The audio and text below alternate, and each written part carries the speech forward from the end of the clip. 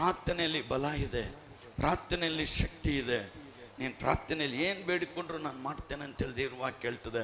ಬೇಡಿಕೊಳ್ಳ್ರಿ ಕೊಡಲ್ಪಡುತ್ತದೆ, ತಟ್ಟಿರಿ ತೆರೆಯಲ್ಪಡುತ್ತದೆ, ಹುಡುಕಿರಿ ಕಂಡುಕೊಳ್ಳುವಿರಿ.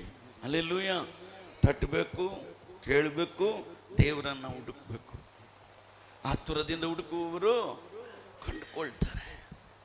ಅಪ್ಪ ನಾನು ನೀನು ನೋಡಲೇಬೇಕು, ನಿನ್ನ ಮುಖ ದರ್ಶನ ಆಗಲೇಬೇಕು ಅಂತ ನೀವು ಹಠ ಹಿಡಿದು ಮನಸ್ಸಿಂದ ನೀವು ಪ್ರಾರ್ಥನೆ ಮಾಡಿರಿ. ಯೇಸುವೆ ನೀವು ಮುಂದೆ ಬಂದು ನಿಂತು ಮಾತನಾಡ್ತಾರೆ. ಹಲ್ಲೆಲೂಯ. ಯಾಕಂದ್ರೆ ನಮ್ಮ ದೇವರು ಮಾತನಾಡುವಂಥ ದೇವರು.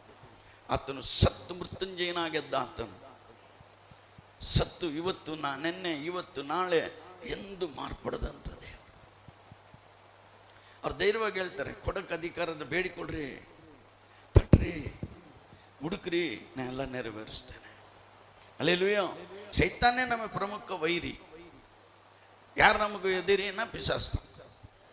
அவன் எப்பவுமே நம்ம கெடுக்கவும் நம்ம பாழாக்கவும் தான் அவனுடைய வேலை. ನಮ್ಮನ್ನು ಕೆಡಿಸುವುದಕ್ಕೂ ನಿರ್ಮೂಲ ಮಾಡುವುದಕ್ಕೂ ಪಾಪದಲ್ಲಿ ತುಂಬುವುದಕ್ಕೂ ಪಾಪಿಗಳಾಗಿ ಮಾರ್ಪಡಿಸುವುದಕ್ಕೂ ನಮಗೆ ಆತನೇ ಪ್ರಮುಖನಾಗಿದ್ದಾನೆ.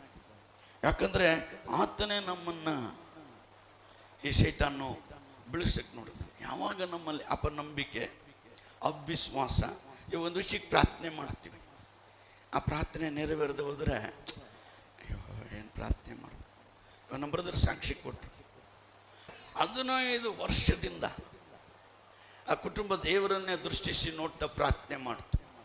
ಅಲ್ಲಿ ಹೇಳ್ರಿ, ದಿನೇ ದಿನೇ ದಿನೇ ದಿನೇ ನಾವು ಪ್ರಾರ್ಥನೆಯಲ್ಲಿ ಬೆಳೀತಾ ಬೆಳೀತಾ ಬೆಳೀತಾ ಬೆಳೀತಾ ಬರುವಾಗ ಈ ಸೈತಾನ ತಂತ್ರಗಳು ಮುರಿತಾ ಮುರಿತಾ ಮುರಿತಾ ಮುರಿತಾ ಹೋಗ್ತಾ ಇರುತ್ತೆ. ಅವನ ಬಲಗಳು ಮುರಿಯಲ್ಪಡುತ್ತೆ, ಸೈತಾನ ಶಕ್ತಿಗಳು ಮುರಿಯಲ್ಪಡುತ್ತೆ. ಅದರಿಂದ ಪ್ರಾರ್ಥನೆಯಲ್ಲಿ ಬಹಳ ಪ್ರಾಮುಖ್ಯತೆ ಇದೆ. ಜಪಮೇ ಜಯ, ಪ್ರಾರ್ಥನೆನೇ ಜಯ.